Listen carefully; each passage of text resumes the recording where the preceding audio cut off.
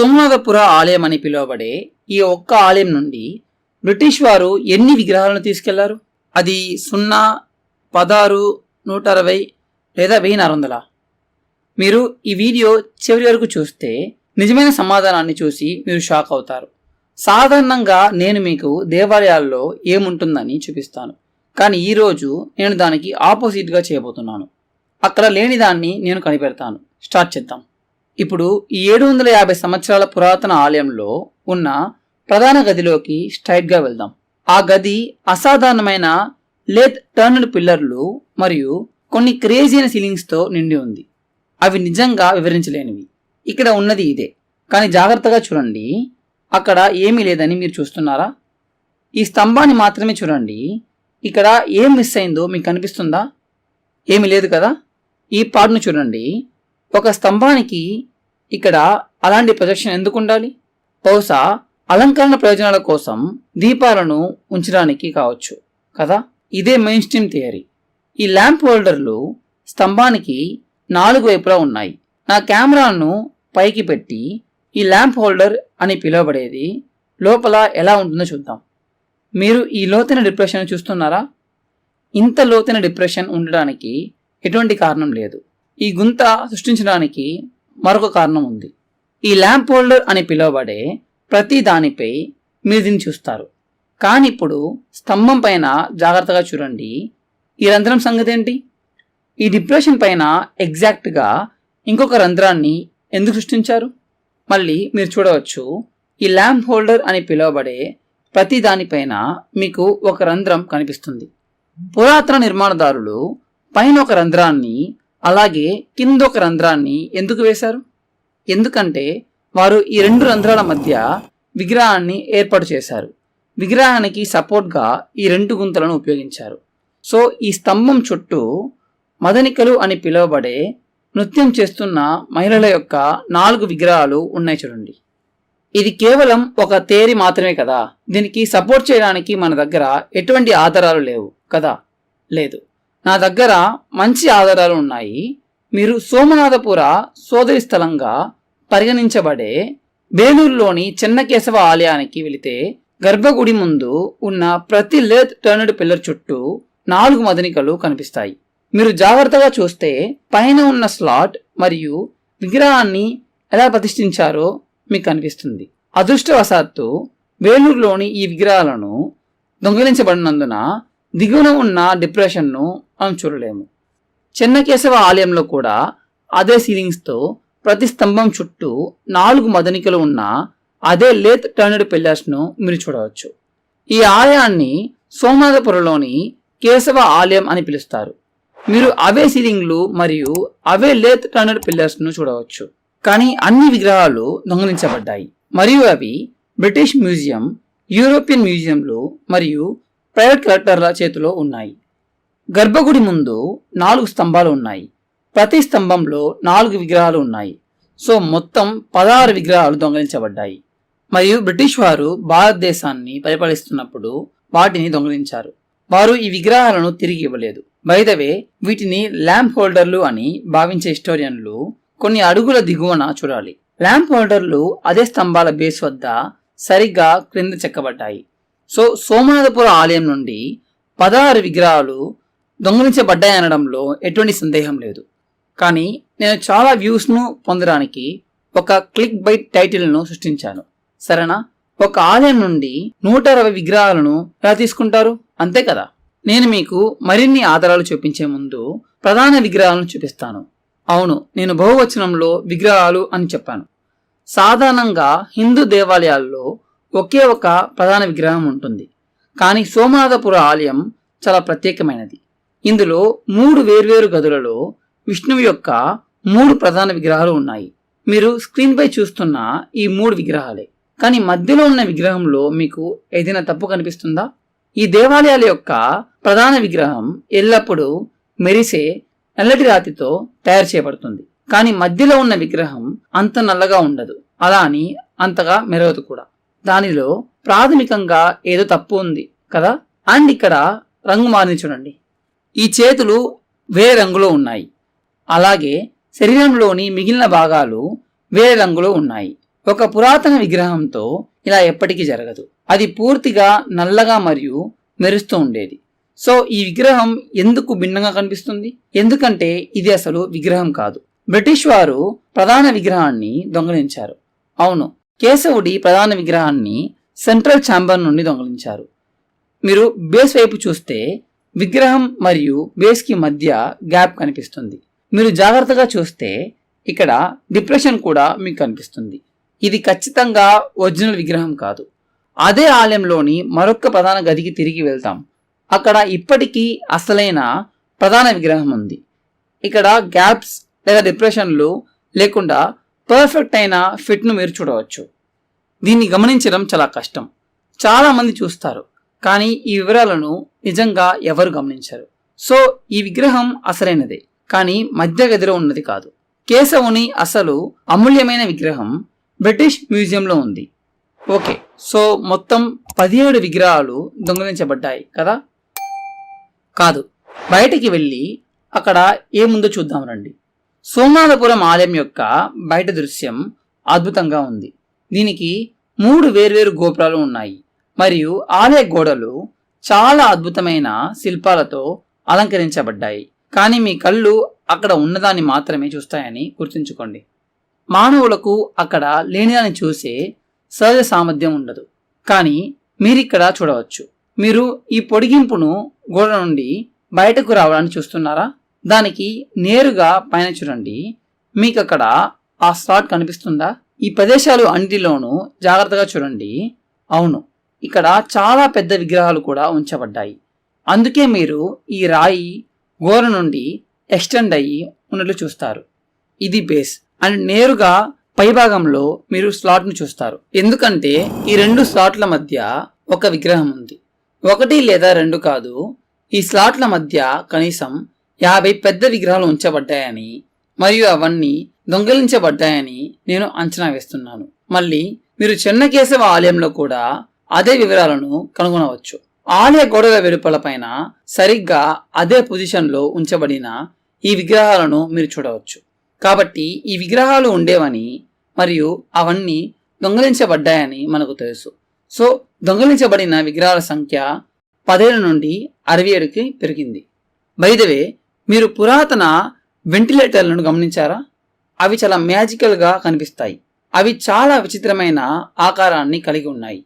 మీరు వాటిని కాసేపు వరకు చూస్తే లేదా వాటి గుండా చూస్తే అవి మీకు మనోధర్మి ప్రభావాన్ని ఇస్తాయి. ప్రతి ఒక్కదాని ఆకారం చాలా అసాధారణంగా ఉంది. కొన్ని ప్రదేశాలలో తప్ప కంటి స్థాయిలో వెంటిలేటర్లు కేవలం వికారమైన స్క్వేర్స్గా ఉన్నాయి. ఎందుకు? పురాతన నిర్మాణదారులు కొన్ని రంధ్రాలను స్క్వేర్స్గా ఎందుకు వదిలివేశారు? ఎందుకంటే దీనిని కవర్ చేసే విగ్రహం ఉంది. అందుకే పురాతన నిర్మాణదారులు వాటిని ఆకృతి చేయడానికి ఇబ్బంది పడలేదు. ఎందుకంటే మొదట ఇక్కడ ఒక విగ్రహం ఉంచబడింది, అది స్క్వేర్ హోల్స్ ను కవర్ చేసింది. మీరు దిగువ ప్రొజెక్షన్ ను చూస్తారు, ఇక్కడ ఒక విగ్రహం ఉంచబడింది. సో ఈ విగ్రహం దొంగిలించబడింది. లెక్కింపు అనేది 68కి చేరుకుంది. కనీసం మరో 32 విగ్రహాలు కనిపించకుండా పోయాయి. ఇక్కడ ఇక్కడ ఇక్కడ మరియు ఇక్కడ మొత్తం 100 దొంగిలించబడిన విగ్రహాలుగా మారాయి. నేను ఇక్కడ కౌంట్ చేయడానికి విసిగిపోతున్నాను. సో నేను పైన ఉన్న రైట్ కార్నర్లో దొంగిలించబడిన విగ్రహాల సంఖ్యను యాడ్ చేస్తాను. ఇప్పుడు మీరు చుట్టూ చూస్తే అందమైన స్తంభాలతో అలంకరించబడిన ఈ హాలును మీరు చూడవచ్చు. సోమనాథపుర ఆలయం చుట్టూ ఒక హాల్ ఉంది, కానీ మీకు ఆ తలుపులు కనిపిస్తున్నాయా? మీరు చుట్టూ నడిస్తే మీకు మొత్తం 64 గదులు కనిపిస్తాయి. అవును, ప్రతి ఒక్కటి విష్ణువు యొక్క అందమైన విగ్రహాన్ని కలిగి ఉన్న ఒక గది. ఈ గదిలో ఉన్న పురాతన విష్ణు విగ్రహాన్ని మీకు చూపిస్తాను. లేదు, పోయింది, దొంగిలించబడింది. బహుశా నేను కొన్ని ఛాంబర్స్ మాత్రమే చూసి ఇన్ఫర్మేషన్ సేకరించి 64 గదుల్లో ఒక్క విగ్రహం మాత్రమే లేదని చూపిస్తున్నాను కదా. ఇక్కడ మరొక గది ఉంది, కానీ ఇక్కడ కూడా లేదు. మళ్ళీ పోయింది చూడండి. ప్రతి గదిలో విష్ణువు యొక్క అందమైన లోహ విగ్రహం ఉందని స్థానికులు మనకు చెప్తున్నారు.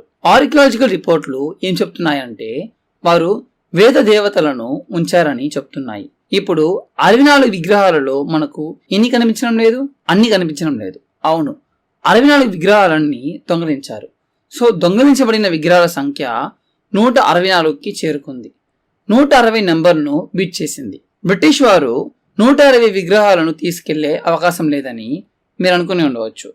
కానీ అవును, తీసుకుని వెళ్లారు. నిజానికి ఈ పుణ్యక్షేత్రాలలో తప్పిపోయిన విగ్రహాల ఉపరితలాన్ని మనం స్క్రాచ్ చేస్తున్నాము. కొంతమంది హిస్టోరియన్ల అభిప్రాయం ప్రకారం ఈ హాలులోని ప్రతి గదిలో కనీసం 10 విగ్రహాలు ఉండేవి. దీని గురించి ఆలోచించండి. ఈరోజు మీరు విష్ణు విగ్రహాన్ని కలిగి ఉన్న ఏదైనా ఆలయ గదిని చూస్తే అది ఒంటరిగా ఉండదు.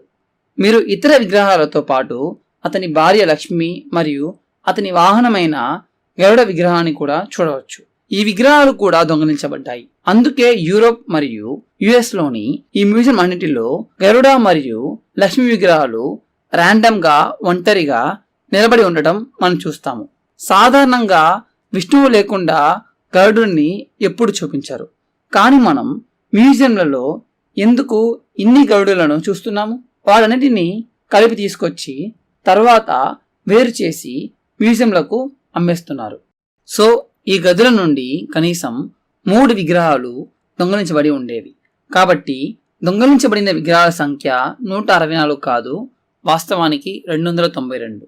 కొంతమంది నిపుణులు ప్రతి గదిలో 10 కంటే ఎక్కువ విగ్రహాలు ఉన్నాయని అనుకుంటున్నారు. కానీ నేను ఆ నెంబర్ని అనుకోవడం లేదు.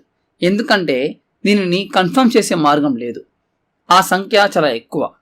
కొన్ని రిపోర్ట్లు అవన్నీ లోహ విగ్రహాలు కాదని, కొన్ని రాతి విగ్రహాలు అని, వాటిలో కొన్ని శిథిలావస్థలో ఉన్నాయని, ఇప్పటికీ ఆలయంలోని ఒక మూలలో ఉంచబడ్డాయని కూడా పేర్కొన్నాయి. కానీ ఈ సిద్ధాంతం నిజం అవడానికి వీల్లేదు. ఎందుకంటే మనం ఇక్కడ జైన విగ్రహాలను కూడా చూడవచ్చు. కాబట్టి అవి ఈ గదుల నుండి తీసిన అసలు విగ్రహాలు కావు. ఓకే, యాక్చువల్లీ బ్రిటిష్ వారు ఈ ఒక్క ఆలయం నుండే వందలాది విగ్రహాలను తీసుకెళ్లారు. నమ్మడానికి ఇది ఎంత కష్టమైనా సరే ఇదే నిజం. కానీ 1600 విగ్రహాలు దొంగిలించబడ్డాయని చెప్పడం కేవలం అతిశయోక్తి మరియు మోసమే అవుతుంది. ఎందుకంటే ఇది అసాధ్యం కదా. అవి చెక్క పలకలు మరియు స్తంభాలను అనుకరించే ఓల్డ్ బ్యాటన్ రూఫింగ్ లాగా రూపొందించబడ్డాయి. నిజానికి ఈ ఆలయంలో ఏది కూడా చెక్కతో చేయలేదు. ఇదంతా 100% రాతితో చేయబడింది. కానీ శిల్పులు ఇదంతా అడ్డంగా ఉండే చెక్క దిమ్మలతో చేసినట్లు నటించారు. వారు పలకలు కలిసే ప్రదేశాలలో బోల్టులను కూడా పెట్టారు. కానీ నిజమైన బోల్టు మరియు నట్లేనా? కాదు, నేనే ఒక నట్టును. ఎందుకంటే నేను సీలింగ్ అందం గురించి మాట్లాడుకుంటున్నాను. దొంగిలించబడిన విగ్రహాల అంశం నుండి డైవర్ట్ అవుతున్నాను కదా. కాదు, దీనికి బోల్ట్ ఉంది, దీనికి బోల్ట్ ఉంది. కానీ దీని సంగతి ఏంటి? ఇక్కడ బోల్ట్కు బదులుగా ఒక స్క్వేర్ స్లాట్ ఎందుకు చెక్కబడింది? సరే, ఇది పొరపాటు కావచ్చు. కానీ దాని పక్కనే మళ్ళీ మీరు సాధారణ బోల్ట్ను చూడవచ్చు. కానీ మళ్ళీ దాని పక్కనే మీరు రెక్టాంగులర్ స్లాట్ను చూస్తారు. కానీ ఆ తర్వాత కూడా బోల్టులు కంటిన్యూ అవుతున్నాయి. ఎందుకు? ఒకసారి ఆలోచించండి. మానవులు లేని దాన్ని చూడటంలో మంచివారు కాదు. ఈ మూలలో ఒకటి మరియు ఆ మూలలో ఒకటి తప్ప బోల్ట్ల శ్రేణిని కలిగి ఉన్న ఈ ప్యాటర్న్ ఒకే చోట కనిపించదు. అది ఈ రూఫ్ అంతా కనిపిస్తుంది. ఎందుకు? నేను జూమ్ అవుట్ చేసి సంబంధిత భాగాలను హైలైట్ చేస్తాను. మీరు ఆ 2 ప్రొజెక్షన్లను చూస్తారు. అవి ఎలా పక్కకు ప్రొజెక్ట్ అవుతున్నాయో మీరు చూస్తున్నారా? ఈ 2 ఖాళీ స్లాట్ల క్రింద మీరు వాటిని ఎల్లప్పుడూ చూస్తారు. ఎందుకు? ఎందుకంటే పురాతన నిర్మాణదారులు ఈ 2 ప్రదేశాలలో 2 విగ్రహాలను ప్రతిష్ఠించారు. వాటిని టెక్నాలజీ ఉపయోగించి తిరిగి సృష్టిస్తాను. ఇది ఇలా ఉండేది. సోమనాథపుర ఆలయ రూఫ్ మీద ఒక మూలలోనే కాదు, ప్రతి చోట ఉన్నాయి. ఈ విగ్రహాలు అద్భుతంగా ఉండేవి. కానీ వాటి పరిమాణం కారణంగా చాలా ప్రత్యేకంగా ఉండేవి. అవి 10 లేదా 12 అంగుళాల కంటే ఎత్తులేవు. అవి చిన్న చిన్న విగ్రహాలు. పురాతన నిర్మాణదారులు ఈ ప్రొజెక్షన్లను బేస్ వద్ద సృష్టించడానికి మరియు ఈ రెక్టాంగులర్ స్లాట్స్ ను వాటిపైన నేరుగా చెక్కడానికి వేరే కారణం లేదు. రూఫ్ మీద ఉన్న అన్ని బోల్ట్లను మీరు చూసే కొన్ని ప్రదేశాలలో మీరు కొద్దిగా భిన్నమైన ప్రదేశాలలో రెక్టాంగులర్ స్లాట్ను చూస్తారు. ఈ చిన్న విగ్రహాలు అన్నిటినీ వారే ఏర్పాటు చేశారని, వాటిని ఏర్పాటు చేసేటప్పుడు వారు ఈ రెక్టాంగులర్ హోల్స్ ను డ్రిల్ చేశారని ఇది కన్ఫర్మ్ చేస్తుంది. విగ్రహం సైజు కొంచెం పెద్దగా ఉండడం వలన స్లాట్ దగ్గర పెట్టడం కష్టంగా అనిపిస్తే విగ్రహం సర్దుబాటు అయ్యేలా వారు ఆ స్లాట్ను కొంచెం ముందుగా పెట్టారు. ఇన్ని హోల్డర్స్ తయారు చేశారు, ఇన్ని హోల్స్ డ్రిల్ చేశారు, అయినా కూడా విగ్రహాలు పెట్టడం పూర్తి చేయలేకపోయారా అనేదే ఇక్కడ ప్రశ్నగా ఉంది. పురాతన నిర్మాణదారులు ఇన్ని విగ్రహాలు పెట్టాలని ప్లాన్ చేసుకొని అకస్మాత్తుగా యుద్ధం మొదలైపోవడం వల్ల విగ్రహాలు పెట్టకుండా వారు పారిపోయారా? కాదు. ఇక్కడ చూడండి, ఆ హోల్డర్ పగిలిపోయింది. బ్రిటిష్ వారు ఈ విగ్రహాలను తీసుకున్నప్పుడు విగ్రహాలను సులభంగా కూల్చివేయలేని ప్రదేశాలలో వారు పైభాగపు హోల్డర్లను మరియు దిగువన ఉన్న హోల్డర్లను పగలగొట్టి విగ్రహాలను తొలగించారు. పైభాగం మరియు దిగువ రెండు విరిగిన ఫ్రాగ్మెంట్స్ను ఎలా కనిపిస్తున్నాయో ఇక్కడ మీరు చూడవచ్చు. విగ్రహాలను ఎప్పుడు ప్రతిష్ఠించకపోతే ఇంత వివరణ కనిపించదు. కానీ ఈ విగ్రహాలను ఇక్కడ ఉంచారనే వాస్తవాన్ని నిజంగా నిరూపించే మరొక కళాత్మక వివరాలు ఉన్నాయి. వాటి కింద గణాలను చెక్కడం, అవి బరువును మోస్తున్నాయని చూపిస్తుంది. ఈ గణాలు చిన్న గ్నోమ్ లాంటి జీవులు. సాధారణంగా విగ్రహాల కింద మరియు భారీ బరువుల కింద కనిపిస్తాయి. అవి సాధారణంగా తమ చేతులను పైకి లేపి భారాన్ని మోస్తున్నట్లుగా ఉంటాయి. ఈ లక్షణాన్ని నేను మీకు చాలా దేవాలయాలలో చూపించాను. ఈ గణాలను విగ్రహాల కింద నేరుగా చెక్కారు. ఈ చిన్న విగ్రహాలు ఆలయ గోడల చుట్టూ ప్రతిష్ఠించబడ్డాయని నిర్ధారిస్తుంది. మనం ఎన్ని చిన్న విగ్రహాల గురించి మాట్లాడుతున్నాం? 220 చిన్న విగ్రహాలు. అవును, 220. నేను దీన్ని ఎలా లెక్కించానో మీకు చూపిస్తాను. సోమనాథపుర ఆలయ గోడ అనేక కోణాలుగా ముడుచుకున్నట్లు చూడండి. మనం ఈ కోణాలను విస్తరించి వాటిని సరళ గోడగా చేస్తే అది 60 మైలు పొడవున విస్తరించి ఉండవచ్చు. అవును, కొంతమంది ఆలయ చుట్టుకొలత 1 కిలోమీటర్ వరకు విస్తరించి ఉందని అంచనా వేశారు. నేను ఈ కార్నర్ సంఖ్యను లెక్కించాను. పైనుండి చూస్తే ప్రతి ఒక్కటి ఒక క్యూబ్ లేదా కోన్ లాగా ప్రొజెక్ట్ అవ్వడం మీరు చూడవచ్చు. ఉదాహరణకు ఈ కోన్ ఈ ప్రాంతమే. అండ్ ప్రతి క్యూబ్ లేదా కోన్లో 4 చిన్న విగ్రహాలు ఉన్నాయి. ఈ కోన్లో 1, 2, 3, 4 విగ్రహాలు ఉన్నాయి. అంటే ఈ ఆలయంలో మొత్తం 55 ఈ నిర్మాణాలు ఉన్నాయి. ఇది బ్లూ ప్రింట్ మరియు మీరు వాటిలో 55 చూడవచ్చు. సో 55 × 4 అంటే 220 విగ్రహాలు. సో మనం దానిని అక్కడ దొంగిలించబడిన విగ్రహాల నెంబర్కు యాడ్ చేస్తే అది 512 అనే క్రేజీ నెంబర్కు వస్తుంది. ఇప్పుడు ఇది క్లిక్ బైట్ థంబ్నెయిల్ కాదని మీరు గ్రహించి ఉండవచ్చు. ఎందుకంటే మనం నిజంగా థంబ్నెయిల్లో ఈ పెద్ద సంఖ్యను సమీపిస్తున్నాము, కానీ మనం ఇంకా పూర్తి చేయలేదు. నిజానికి మనం ఇప్పుడే ప్రారంభిస్తున్నాము. ఈ దొంగలించబడిన విగ్రహాలను నేను ఇంకా చాలా చూపించాలనుకుంటున్నాను, కానీ నేను వాటిని పబ్లిక్గా పోస్ట్ చేయలేను. సో నేను మిగిలిన వీడియోను మెంబర్స్ ఓన్లీ సెక్షన్లో పోస్ట్ చేస్తాను. ఇది సోమనాథపుర దొంగలించబడిన విగ్రహాల గురించి కొన్ని క్రేజ్ వివరాలను మీకు చూపుతుంది. దీని గురించి నేను చాలా సమాచారం సేకరించాను మరియు సోమనాథపురం నుండి దొంగలించబడిన విగ్రహాల భారీ పరిమాణాన్ని చూసి మీరు ఆశ్చర్యపోతారు. వారు ఈ ఆలయం నుండి ఏం తీసుకెళ్లారో తెలిస్తే నమ్మలేరు మీరు. సో దయచేసి క్రింద ఉన్న జాయిన్ బటన్పై క్లిక్ చేసి ఆ వీడియోని చూడండి. మీరు ఏదో చాలా క్రేజీగా ఉన్నదాన్ని చూడవచ్చు. థంబ్నెయిల్లో వారు 16 విగ్రహాలను లేదా మ్యాక్సిమం 120 విగ్రహాలను దొంగలించి ఉంటారని మీరు అనుకోవచ్చు. కానీ ఒక ఆలయం నుండి 1600 విగ్రహాలను తీసుకెళ్తారని ఎవరు అనుకోరు. అలాగే చాలా మంది ఒక ఆలయంలో 1600 విగ్రహాలు ఉన్నాయని కూడా అనుకోరు. కానీ పురాతన సోమనాథపూర్ ఆలయంలో ఈ విగ్రహాలన్నీ దాని నుండి తీసివేసినప్పటికీ 5000 కంటే ఎక్కువ శిల్పాలు ఉన్నాయి.